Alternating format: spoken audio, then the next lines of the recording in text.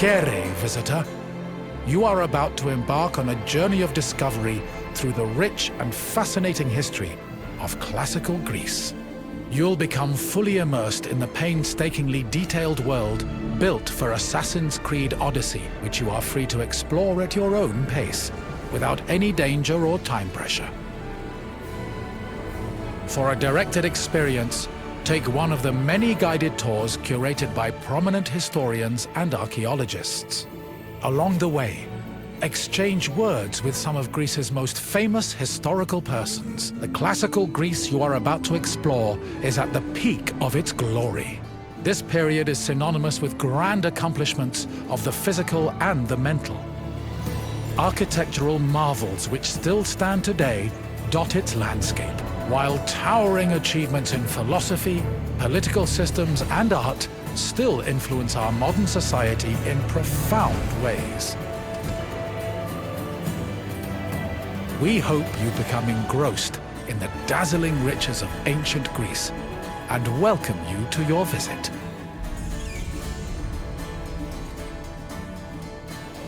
Greetings, wanderer, and welcome to the Akropolis, the shining jewel of Athens. My name is Aspasia. Though I am not originally from Athens, I have climbed to the top of its social ladder using my wit and intellect. I've even earned the love of Pericles, one of the most powerful men in the city. The mind truly is a beautiful thing. Personally, I think the Acropolis is one of, if not the, greatest place in all of Greece. Though, considering it was the project of my partner, Pericles, I may be a touch biased. The Acropolis of Athens is a bastion of art and culture worthy of the gods themselves. Within this citadel, you will find many important sacred buildings, as well as some of the most magnificent art in all of Greece. You are in for a very enlightening visit. When you're done, come find me, and we can discuss the things you have seen. Farewell for now.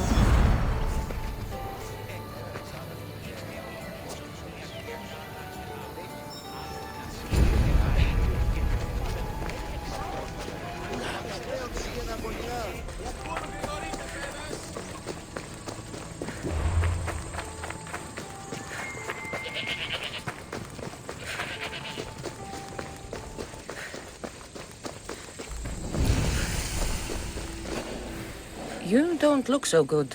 I angered them, I think. The gods.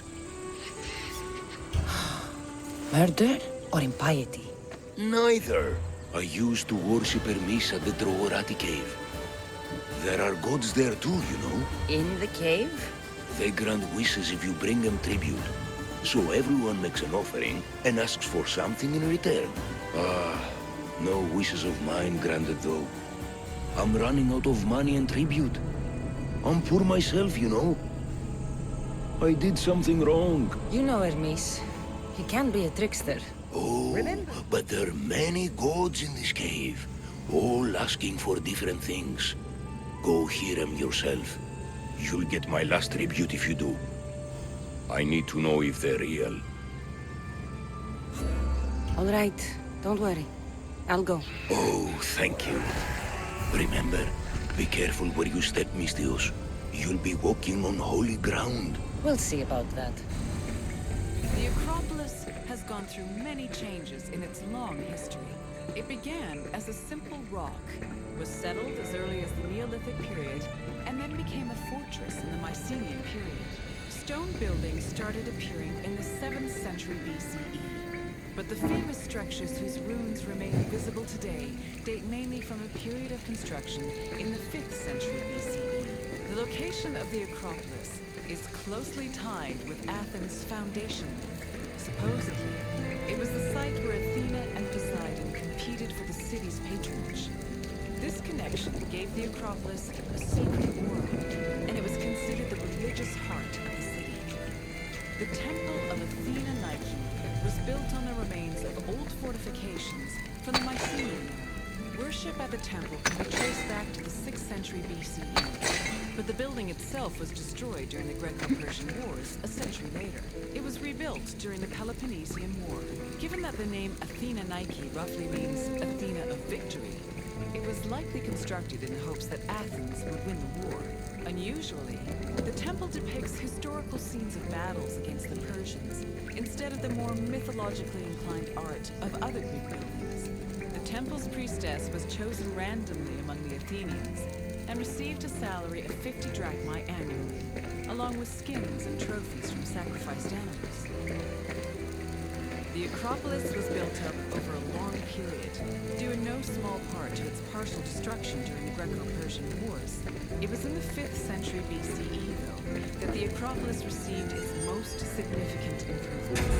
This period was an extremely prosperous time for Athens, both financially and culturally. With a booming economy bolstered by trade and the Lavrion silver mines, Pericles, the leader of Athens, financed a huge project to rebuild the citadel. Someone dropped He enlisted offerings the help here. of renowned artists. Looks like they were trying to carry them away as well behind as the statue. architects Ictinos and Callicrates. Together, they erected buildings like the Parthenon and the Propylaea Gateway. Pericles' goal was to make the Acropolis into a glorious monument to the gods and to mortal Athenians.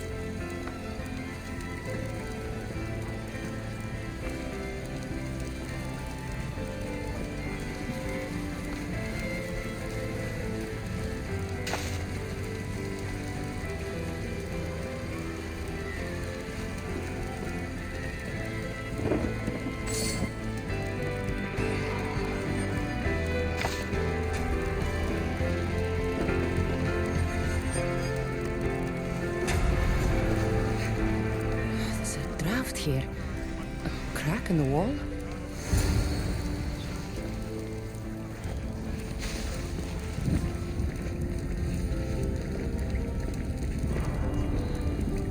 I need to stay hidden.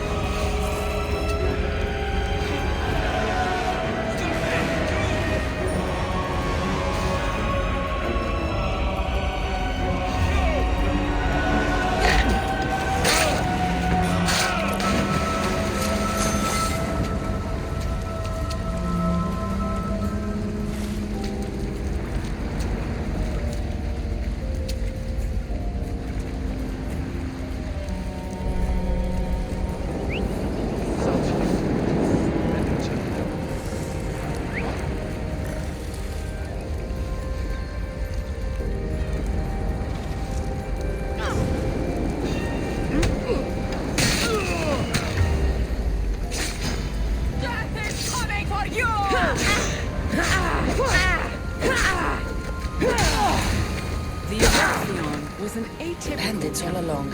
It was dedicated Should not have only known to something Athena was off. Polias, but also And to here's Perseus, all their the loot. mythical founder of Athens, his son Erechtheus, and even Poseidon, the sea god who challenged Athena for possession of the city. The temple was divided into sections. The eastern part housed a statue dedicated to Athena, while the western section jointly belonged to Poseidon and Erechtheus.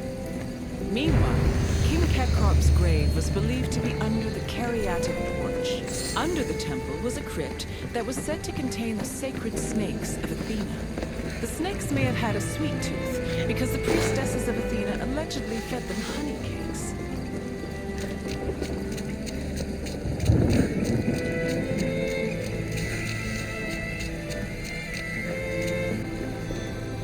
All I can offer you is devotion, but I need your help. I'm poor. I have 4 hungry children and nothing else.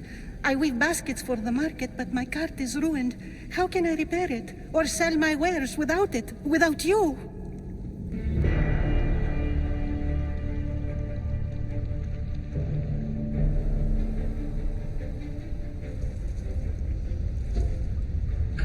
I'm listening, child of Eris. Almighty God, I beg you, help me. Your prayer is heard. You will find riches at your door sooner than you expect. I knew you'd listen. My every sunrise and sunset is yours. Everything beneath my humble roof in Sami is devoted to you. Yes, now go home and wait for fate to intervene. I will, great God, I will. Well, if money is what she needs, the bandit's stolen loot will do just fine.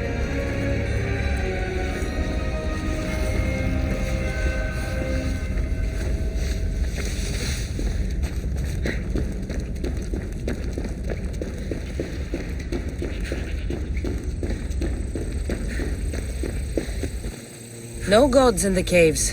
Only bandits stealing people's hopes and drachmi. I knew it! Thieves! At least you know you won't face Zeus's wrath. Maybe he'll take pity on you. I hope Zeus bring his wrath on those bandits. Don't worry, I brought mine. That should be good enough.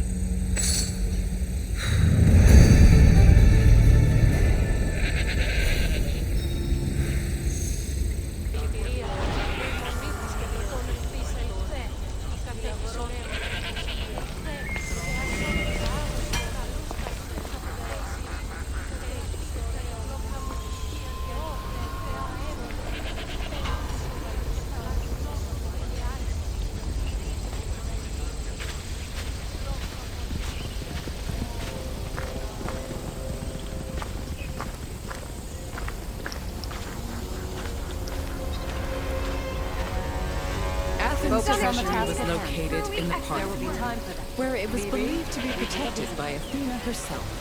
The treasury contained objects of great value, acquired from different conquests, as well as a mass of minted silver coins and various offerings to Athena.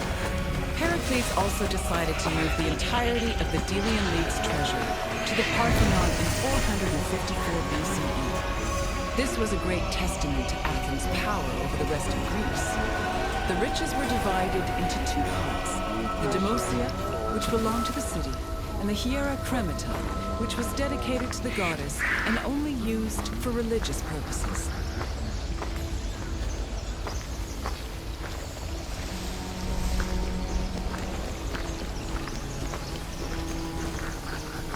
And what did you think of the Akropolis? It truly is quite something, isn't it? A sacred sanctuary and an architectural marvel, all in one. If you have any questions, don't hesitate to ask.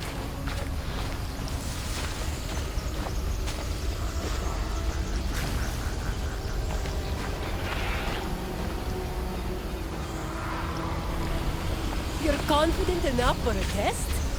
Very well. Let us see how much you know. Which 2 gods competed for Athens' patronage?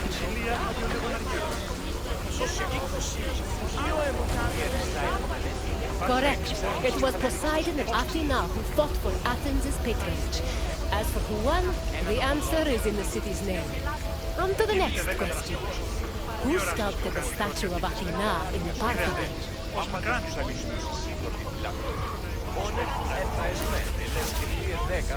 Praxiteles sculpted a marble statue of Athens that stood in the Vravronia. Try again. Correct. The renowned sculptor Phidias made the statue, which was considered one of his masterpieces. And now, the final question. Which king's tomb was believed to be under the Caryatid porch? Εκτιμείται 10 δραχμές. Μη οράσως πικραντικός διατίθεστε. Τι δεν έχεις. Πώς με κάνετε. I'm afraid not. Menelaus was known for two things: marrying Helena of Troy and going to war when she left him for the beautiful Greece. Try another answer. Perseus slew the Gorgon Medusa and founded Mykene, but he was not buried under the Caryatid porch. Keep trying. Leonidas was a Spartan king. He would not have been buried in Athens. Try again. That is correct. Akropolis was the mythological first king of Athens, and his tomb was said to be under the Erechtheion. It seems you know much about this place. Well done, wanderer.